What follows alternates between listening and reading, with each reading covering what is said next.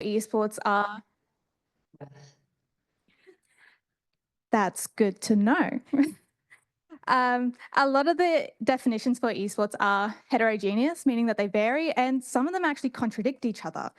And with so many varying definitions of esports, that means that we're all using different esports parameters, like who even is an esports player and who isn't. Formosa and colleagues actually conducted a thematic analysis of all the esports definitions in the literature for this exact reason, and they found some recurring themes such as competitive or organised activity. They still couldn't develop a definition for esports that was independent of other domains.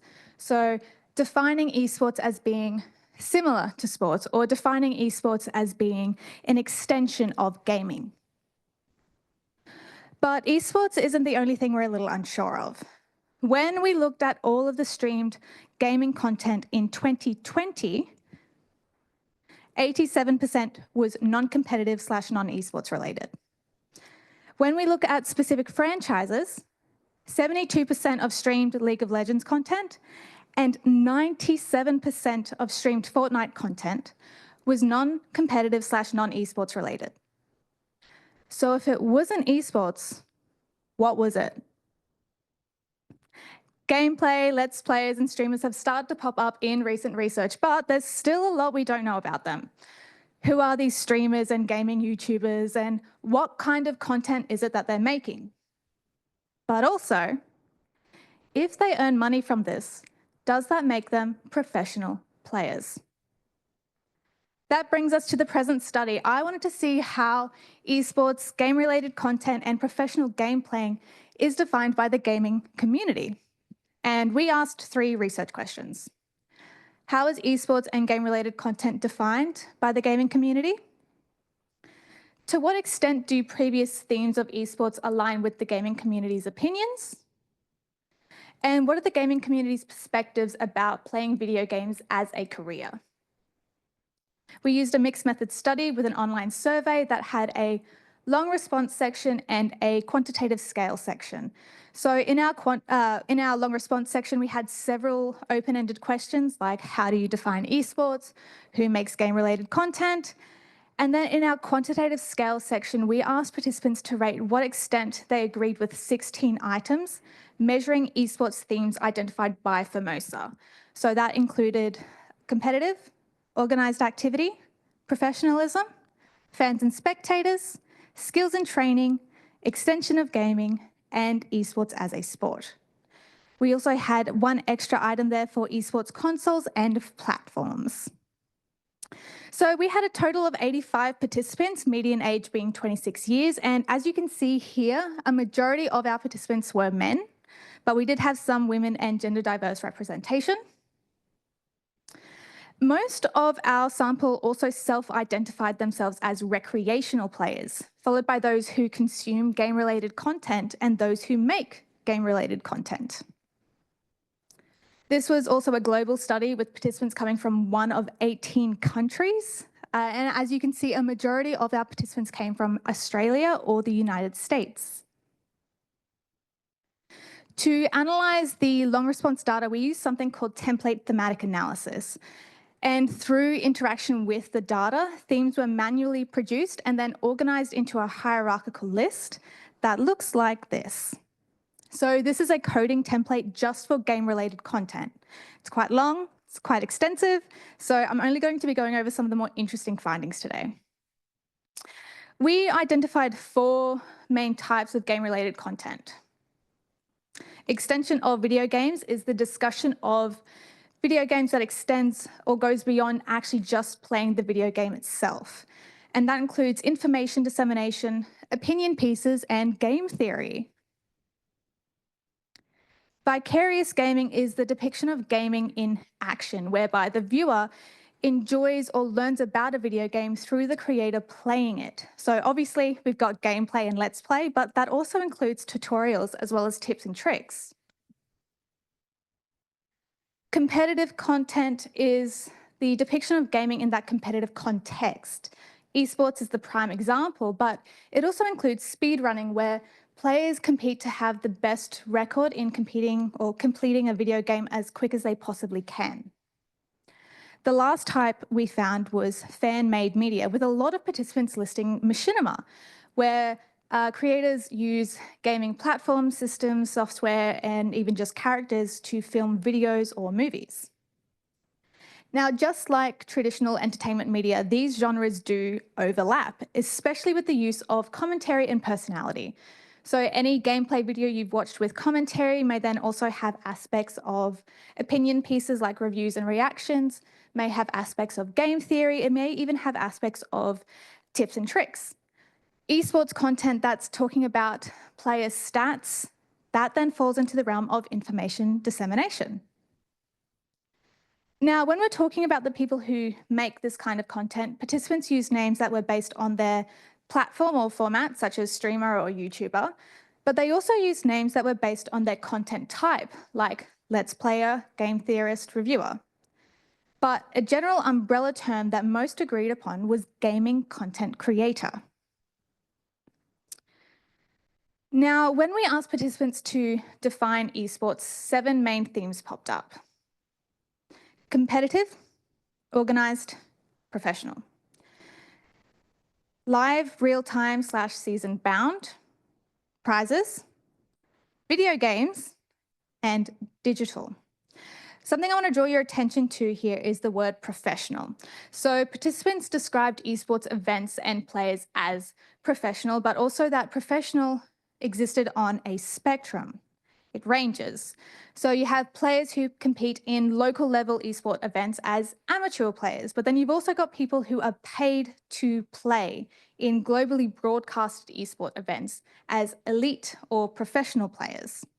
So when participants use the word professional, they don't mean it in this definitive, dichotomized descriptor. They're using it to represent a range. What about those quantitative scale results?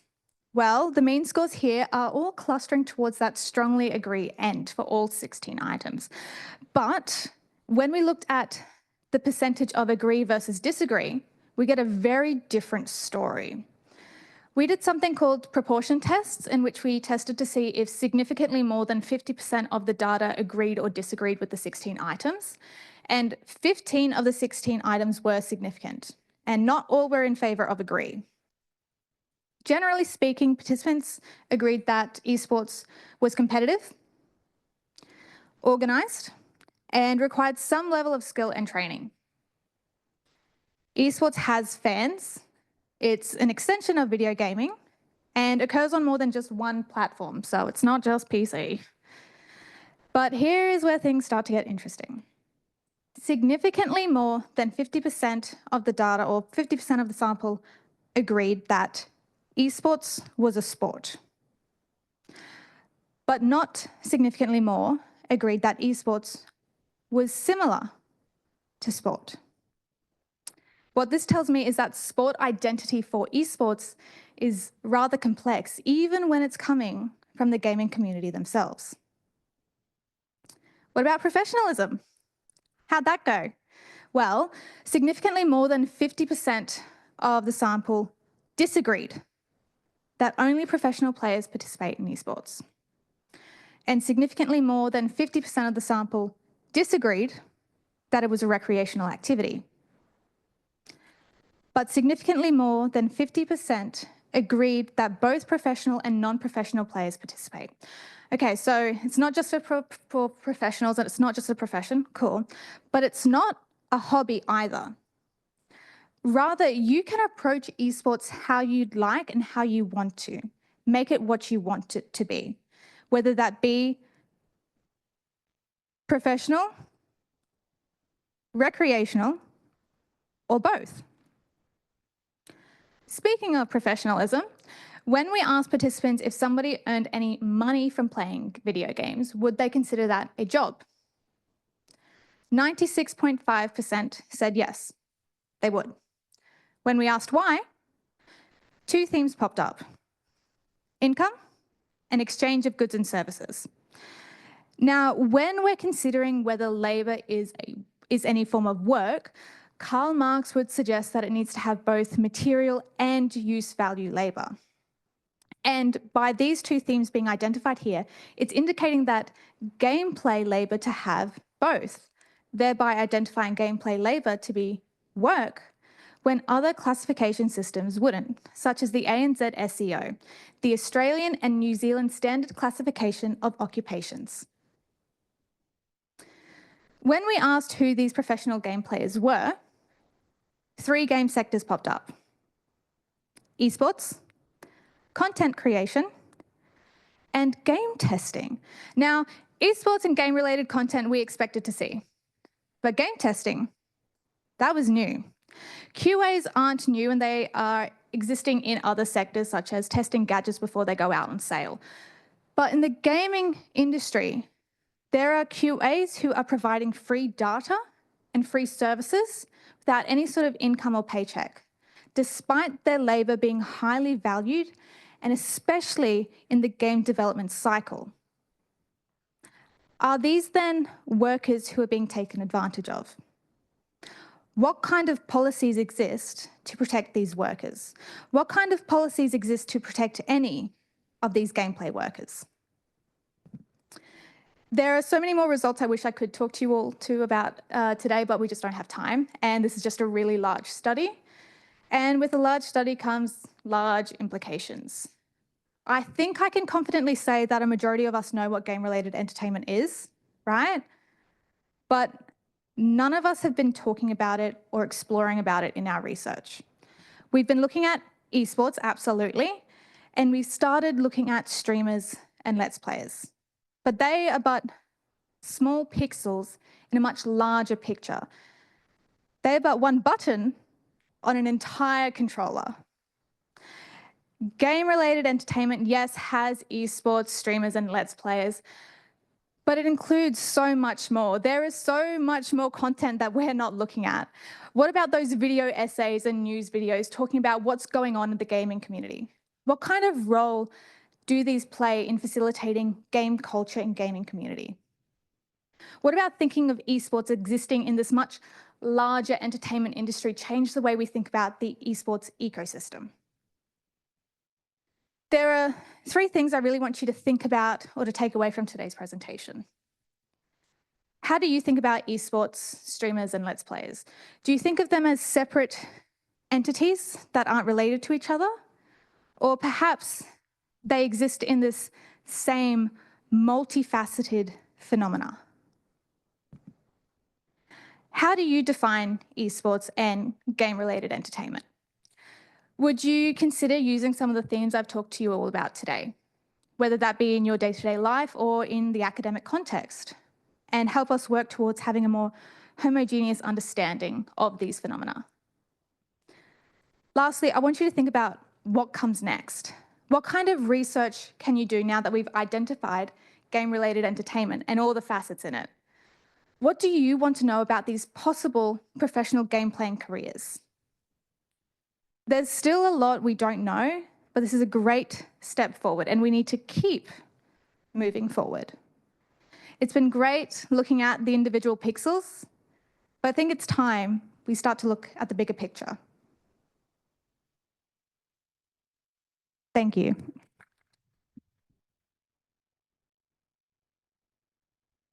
Thank you for that. Oops, sorry, I'm in your way. So up next, we have Dr. Sarven McLinton with his talk on tilt in esports. Thank you very much. Now, Louise is a tough act to follow. I'll tell you that much. My slides are far less interesting, I'm afraid. So I'll just give you a little brief here about our research group. Everyone who's presenting today is from HIRE, so we're the Healthy Inclusive Gaming, Hobby and Esports Research Group at UniSA.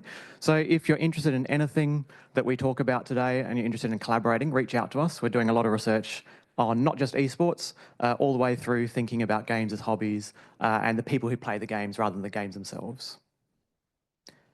Okay, so We're going to be talking about tilt today.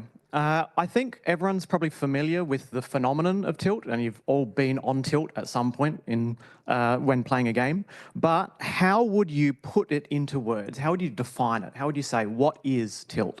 I think that we can use good examples of extreme ends of the spectrum, like rage quitting, breaking your controller, throwing it across the room, or there are these constant, continual experiences that you have when you're playing a game and you get frustrated. Something happens, something may be out of your control or within your control, and it causes you to think, yeah, maybe I'm not having a good time. So what is tilt? I'm going to have a quick little quiz opportunity. I'm going to get you to put your hand up if you know the background of the word tilt. Where did tilt come from in the context of gaming? All right, good. So we have about 4 people that might know. Let's see. Keep your hand up if you're correct. Let's see. All right. Don't dob yourselves in. So pinball. A few people knew this one. Good. If you didn't know, go back in time to playing a pinball machine, getting frustrated, and shaking that machine. The ball doesn't go the way you want it to. The ball gets stuck somewhere. You rage out. And the machine had to have a built-in sensor for this, and it would flash up at the top there, tilt, because you're tilting the machine. So that's where it comes from being on tilt, physically moving objects. It's evolved, obviously, aside from moving your keyboard into the knee brake position. Let's look at where tilt has come from, pinball, through to where it is now. There was a bit of a transition phase in the context of research to looking at tilt in the concept in the domain of poker, and getting into this phenomenon of raging, anger, frustration, things outside your control, the actions of other players, causing you to then adopt an aggressive play style, which causes you to lose, and this cycle of loss chasing. This kind of evolved into chess. So as we think of the context of sports here, we're looking at mind sports, and then moved into video games. So it's kind of progressed. And the key that I want to have as the takeaway for the importance of this study is, if you look at all the research, all the evidence that we have that we're basing future research, video game research on, it all largely comes from poker. And if you think of poker, it's a problem gambling context. And if you look at the definition of tilt in problem gambling space, does it actually apply to you playing a video game? In some ways it might, in some ways it doesn't. So if we look at problem gambling, the definition is a state of mental or emotional confusion and frustration which causes a player to adopt a suboptimal strategy, usually resulting in an overly aggressive play style. So if you look at that definition, you'd probably go, yeah, that fits tilt. But does it entirely fit the gaming context? There's been a demand for new evolutions in training. Once we look at esports, esports is obviously driven by money and investment. And when there's money, there's opportunities. And where there's opportunities, we get coaches, training programs, ways to make people compete at their best. And that opens up this demand for new training methods. How can we get our team to get better? How do we get them to overcome tilt if tilt is a problem, causing them to adopt suboptimal strategies? So coaches and sports psychologists are calling out for this to drive evidence-based practice in what they teach. And our aim is to use a qualitative approach, try and understand how this construct of tilt actually manifests in esports and how that construct is unique and different from problem gambling contexts, and to generate our first clear definition of tilt as it applies to gaming. Other research studies have looked at tilt. There are about half a dozen or so prominent tilt-based studies and generally emotion-based studies in esports and gaming, but they still use the definition formed from poker. And that's important as any kind of basis for any kind of empirical research. So we used a phenomenological approach and interviewed 6 experts in the field of esports, including a coach, an esports consultant, professional and semi-professional athletes, and our participants came from 4 different countries. We conducted thematic analysis of this interview data, and I'm going to look at some of the findings, and I'm just going to call out a few of them. So one of the themes around the questions that we asked was what constitutes tilt in esports. We asked it in a number of different ways to elicit information. And one of these items here that I wanted to call out was this inhibited decision-making aspect. So we're making suboptimal decisions. This is the same as problem gambling. But in problem gambling definitions, they focus on this coming from loss chasing. And loss chasing may apply to esports, but it may not. And we'll learn a little bit more about that as we look at the other areas. So one of these other themes I wanted to point out was around anger. You know, tilt, you're just angry. You're just frustrated. Well, a lot of what we were talking about there was it's not quite the same. It is an emotion, it is an emotional process. Something's happening there, but it's not exactly the same. And one of the elements is around this moral justification. So you have this righteous indignation that goes beyond anger.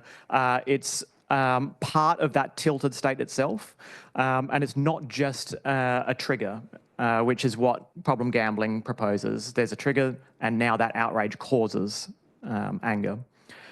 Also, people can be angry, but they can still perform at their best. And this kind of looks at, you know, your Yerkes-Dodson curve and looking at your optimum arousal. Sometimes it's good to be a little bit angry when you're gaming because you can play better using that aroused state. So it's not the same, not quite the same. And tilt is always about these performance results as well. Another element that we focused on was around what makes someone prone to tilting, because if we understand what that is, that's going to help both the athletes and also coaches, anyone using evidence-based practice, to work on themselves, to make themselves a better competitor. And this element came out that was new and discrete from problem gambling contexts. It's the will to win. So wanting to perform at your optimal level, this kind of mental fortitude, it makes you less, here's a good quote. Having a weak winning mentality and being prone to giving up will make a person tilt more often. So this was proposed by one of our participants. So we can see that there's lots of little opportunities for intervention, you know, opportunities for new forms of training around emotion regulation. And one other element that sets it apart from problem gambling is all the literature in poker says the opposite, or in some instances mixed, when it comes to experience. So saying that players with less in-game experience are more susceptible to tilt. In fact, with problem gambling, it's the other way around. You know, you have more experience, you're more likely to tilt because I deserve to win. Then the last result that I wanted to call attention to was around the scenario, situations that could result in tilt. And this ties back again to that moral justification. So the unlikelihood of experiencing a loss. I want to also point out how different from poker the actions of other players are. So we have a whole other context here when it comes to gaming. When it's poker, it's you're the zero-sum game, you're the one that can win. Everyone else at the table is engaging in actions to stop you winning. Therefore, anything they do is going to be a direct intentional action they're taking to stop you from winning. However, once you engage in esports, lots of esports are team-based. So the performance of teammates are an element that can cause you to tilt. All right, someone's not necessarily behaving at their optimal, which causes you to go on tilt and not behave at your optimal. Then we have also opportunities for psychological intervention, just like I mentioned on the previous slides. So this led to our context-specific definition. We have tilt is tilt in esports is an emotional state of indignation and frustration resulting in inhibited decision-making. It may be triggered by situations like losing when a win is highly probable, poor personal performance, or adverse behaviour from teammates and opponents. However, tilt can be mitigated by good emotion regulation, extensive in-game experience, and a strong will to perform at one's optimal level. So this is the paper that we've just published, and we've already got 2 citations in the span of a very short period of time, which is great. So the definition is starting to work, which is exciting. And I'll just call out a couple of key points here in the discussion. And the first is that this is in response to demand in the literature, not only from practitioners who want to engage in good sports psychology practices and coaching, but also from theory. So there's been a demand for looking at more athlete-oriented, context-specific definitions of constructs. So it's a direct response. So one example that I want to use is that difference with poker where I mentioned about intentional strategy. Just looking at gaming scenarios, we are often assuming the intentions of our opponents, whereas in poker there's a direct relationship when you're sitting at a table. It slightly differs when you're looking at online poker. And also this phenomenon of unintentional teammate behaviour, teammates not necessarily being working at their peak, causing you to not work at your peak. So a recent study here prior to our definition suggested that esports players are more likely to tilt because of teammates than opponents. That's something we'd like to explore now that we have a better understanding of tilt. So I'll conclude with our where to from here. So social elements specific to esports and all of these contextual differences are just starting to get explored. And what we'd like to think about is this study is the groundwork. We haven't necessarily been able to empirically test whether this is an accurate definition. We know it's a good understanding based on our qualitative approach. We'd like to do some quantitative research where maybe we can induce situations of tilt and see how people behave and whether or not experience is actually a factor that might mitigate going on tilt. And so I conclude by saying our new tilt definition lays the foundation for nascent esports research in our continual pursuit of evidence-based practice as coaches and sports psychologists search for new ways to improve athlete performance and well-being in the highly competitive world of esports. Thank you very much. There's our research group. Feel free to email me or anyone else if you'd like to know more. Thank you. Oh, sorry. So finally, for the last presentation, could I please welcome up Kerry Todd for her presentation with parents of future esports professionals.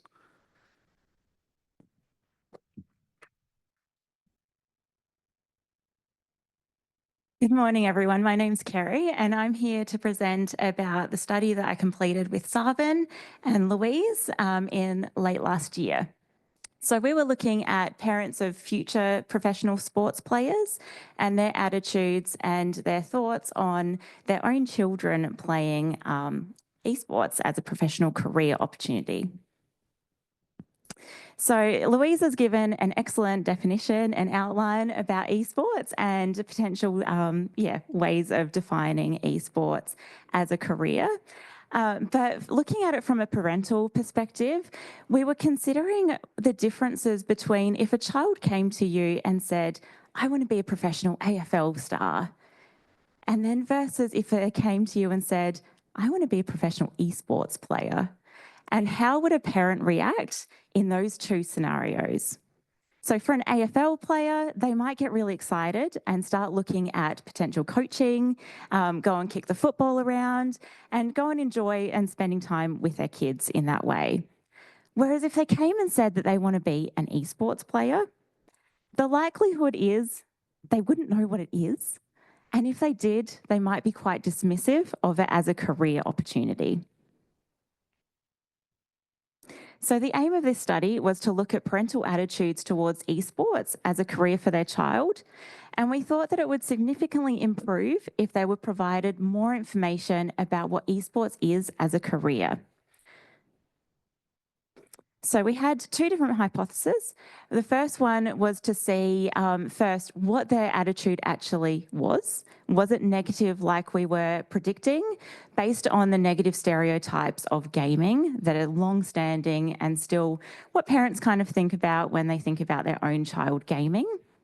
But we also wanted to see if there were any predictors where we could see, what kind of areas we could look at for what would predict the negative attitudes. So was parental age, their own gaming frequency, or parents' gender? Did these contribute towards the negative attitudes? And did these also contribute towards the outcomes of their negative belief that esports is an unattainable career? And more of a fear of negative health outcomes, and also that gamers are antisocial. So we did this through an online survey that was promoted through social media. So it was open to anyone that was over 18 years old, who were a parent of at least one child under 18 years old and within Australia. So it's the first study that was actually looking at parental attitudes within an Australian context. And I'm sure you'll see there's not a lot of research that is actually in an Australian context for esports. So the first series of questions, we're looking at the attitudes. So we asked initially, what is your attitude towards esports as a professional career? And then they were asked it again at time point 2, where they were given just a really short, brief definition of what esports is. And then at time 3, they were asked to read through a lot more information about esports. It gave them a lot more information about what it would look like as a career. Following this, they were asked a series of questions looking at their beliefs of different stereotypes. So the first one was looking at negative health outcomes, followed by that gamers are antisocial. So there was a range of questions that looked at each of these areas, followed by whether they believe that it's an unattainable career. So one of those questions was looking at if it's a professional career. So much like AFL stars, they do have a professional career. Yes, it's a career, but then also looking at how much they believe that their own child could actually attain that career. So we had a total of 210 responses with quite a high dropout rate. So a total of 142 complete responses. Interestingly, we had a higher female participant rate and quite a small number of males actually completing the study. That may have been because of the social media aspect of our recruitment. A lot of mums are on Facebook and in those Facebook groups that we were promoting to, and they might have been more interested in the aspect of it being a career for their own child. Had range of ages from 24 being the youngest through to 55. And we had quite an even split as to how many were actually playing games themselves, with an average of 4 hours per week from parents. In comparison to children, where there was 71% who actually played games, and the average where they played games for 6 hours per week. We had a huge difference between the lowest end up to the highest end. I think the highest number was about 30 hours per week that a child was playing, potentially even higher. Okay, and then looking at the attitudes of the parents, at time 1 and time 2, the average was very similar, it didn't move. So that would suggest that giving them a little bit of information about esports didn't change their attitude towards it as a career opportunity. At time 3, when they were given the more education-based intervention, it did increase positively and significantly. And then looking at the predictors and the outcomes, it was insignificant for the predictors of parental age, their own frequency and their gender. So that didn't have an impact on their attitudes. Whereas if they had a negative attitude, that did impact on their belief of these 3 aspects. So what does this mean going forward?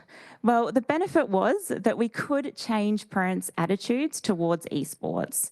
So giving them more education was able to improve their kind of understanding and therefore their attitude towards esports as a career.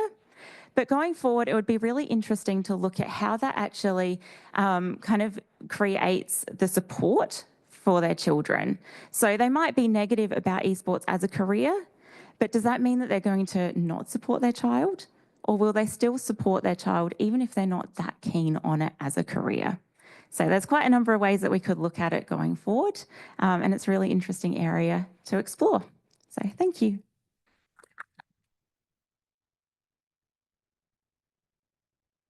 Thank you. So now we'll move on to questions. If I could please invite all the speakers up here. I will pass one of you guys this one. Hello? Does anyone have any questions? No? We got any online? Hang on. I did write down a couple just in case. Let's see. Oh, you got one. Oh, sorry.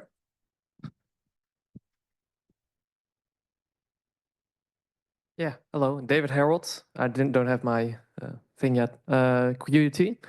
I have a question for the first two speakers. Just out of my own interest, so sorry for dominating the conversation like that.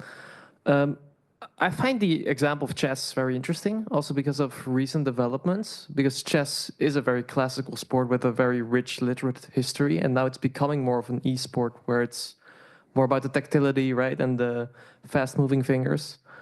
So yeah, do you have any, did you do any research on chess in particular, or have any thoughts on that, perhaps?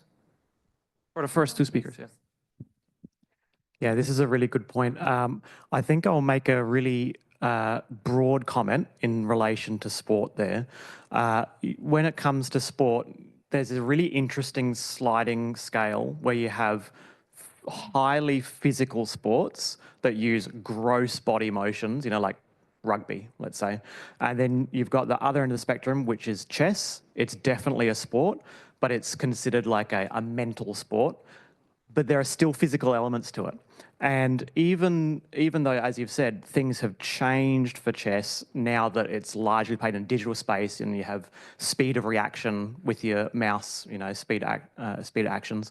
If you look at chess history, there's still grueling 8-hour tournaments where you're sitting in a chair hunched over a position, which is technically, like if you look at any OHS, it's work. You look at sports, that's holding a position for a long period of time.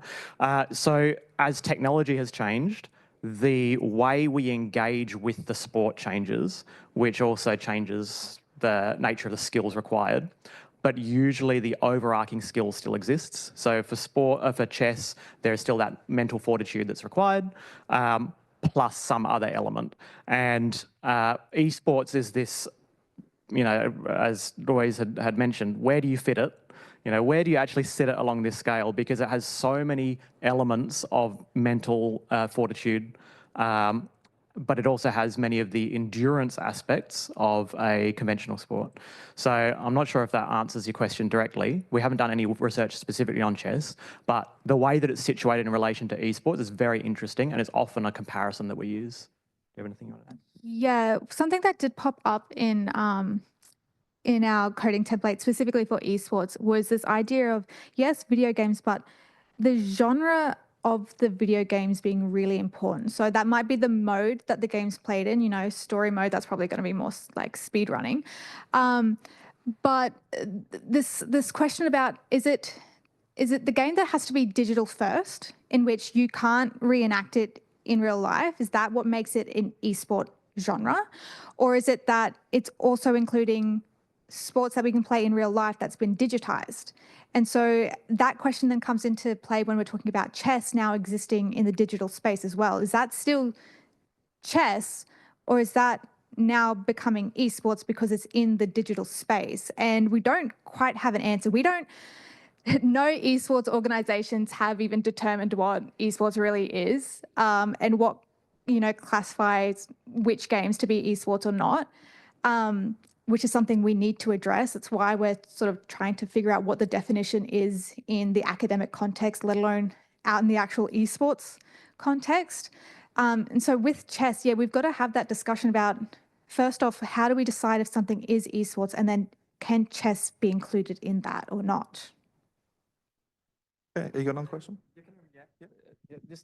Just what I find very curious, based on your the last comments, is that Magnus Carlsen, the former world champion, because that he finds chess, like traditional chess, boring now, and is running this whole campaign against classical chess. And I feel like maybe some of that digital mediality then turns back into like also the traditional conceptions of chess, right? So like the hybridity transforms our primary concepts.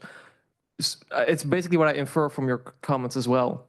Yeah, by digitizing it, that means that you're able to get that global broadcasting aspect as well, which is then transforming it more than just being a sport that you're participating in into a whole entertainment thing now. You know, that's one of the biggest things about esports, is that there are so many people tuning in to watch it, to bet, to, you know, to get the sponsorships as well. And if that's happening for chess, you know, how does that fit into it as well? If you're getting that broadcasting, if you get the sponsorships, you know, again, how do we classify that as esports or not?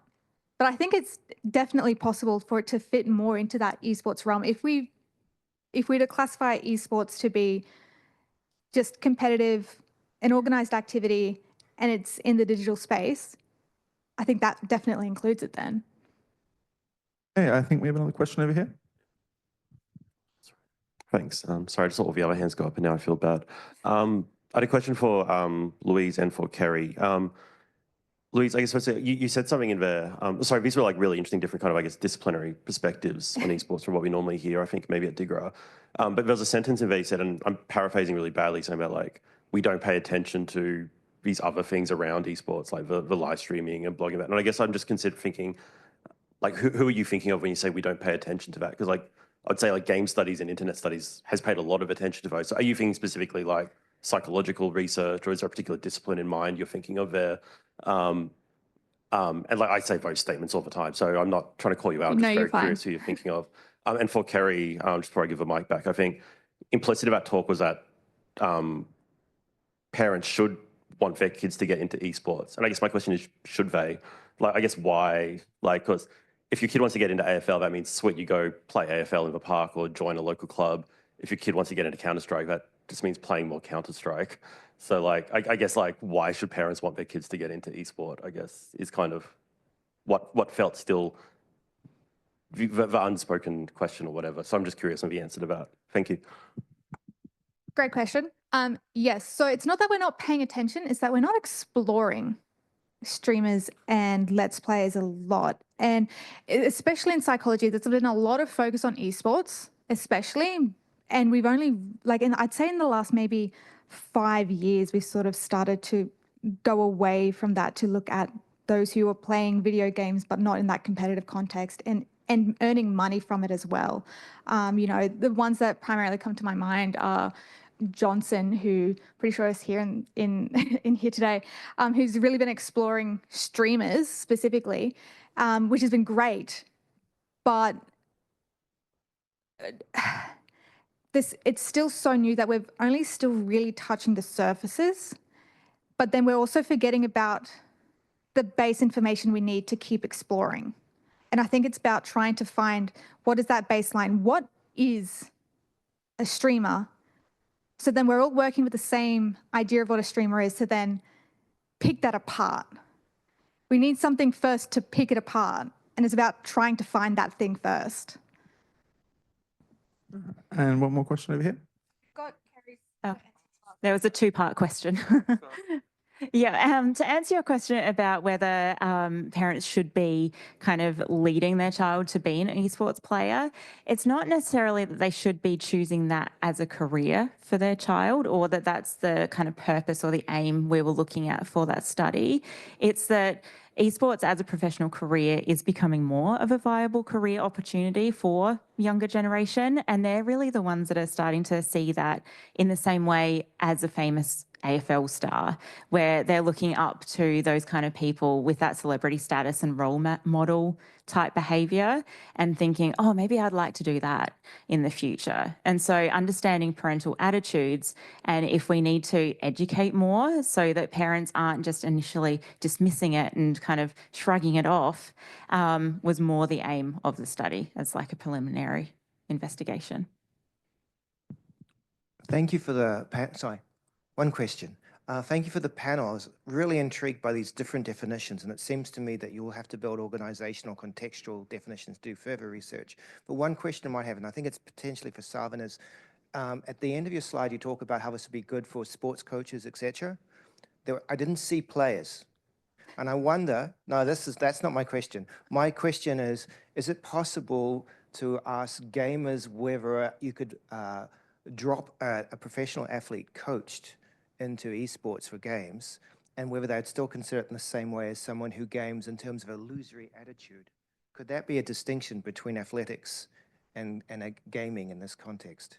Yeah, it's a very blurred line. So it's a good question.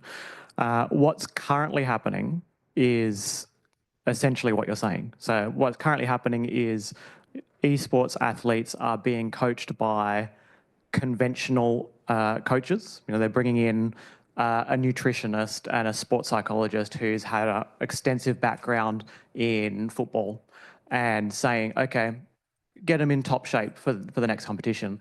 And the sports psychs are kind of paddling their feet manically under the water, going, okay, I need to figure out what you actually do. I can't just give you push-ups, you know? So not to reduce sports psychology to something so derivative, but you get the point. You know, it's kind of an appropriation of current evidence bases. So I think that elements like a definition will help sports psychologists probably more than they will help players, but it will help with trickle down. You know, as the elite get better because the coaches and the sports psychologists are better informed, people look at those role models and go, why are they performing? Why are they performing well? I think Australis had success, I can't remember which year it was, and it was specifically when they engaged a sports psychologist, and they saw a complete change in their performance in esports over the course of 1 year. So sports psychologists are doing something really well, and people are looking at the teams that are succeeding and why they are. So perhaps a trickle-down help for players. Thank you. I think we've got time for one more. Thanks for the talks. I thought they were really, really informative. This one's for Kerry. I have a son who's an elite athlete, and as his parent, he's 17 at the moment. My concern is that he's looking into backup careers. Was that reflected in the answers that you got, and would you kind of include that in the education component in future, do you think? Yeah, that's really interesting, because we did have a qualitative section for the survey where parents made lots of different comments, some very negative about the fact that they could pursue esports as a career, but the ones that were more sitting on the fence as to if they were positive or negative, they weren't really sure. Most of their comments were in that relation of whether they're a traditional sports star or an esports player, having some kind of backup is really important. It's not something that's going to be their forever career. It's not, yeah. Yes. Yeah. This is exciting. You go first. I'll quickly mention translatable skills, because yeah, AFL translatable skills, you talk about leadership. I was the coach of the under 15s, and you have a translatable skill there, but esports has more translatable skills for your resume than conventional physical sports.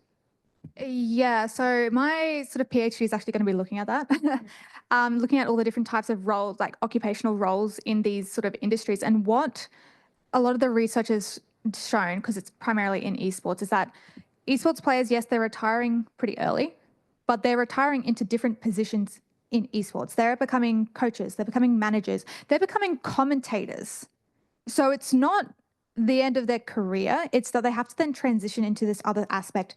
There are also esports players who transition out of the esports sort of area and going into that gameplay streaming sector instead. And so they're still pursuing game playing as their career. It's just not in that competitive context anymore. But it's not quite like explicitly stated that you can just go into those other fields, that they're related. They think that they have to stay in that esports area, but that's not the end. It's definitely not the end of their career at all. All right, thank you. It's 10 o'clock now, so I think we're moving on to morning tea. Thank you guys for those wonderful presentations. Thanks, everyone. Catch us in the break. You know,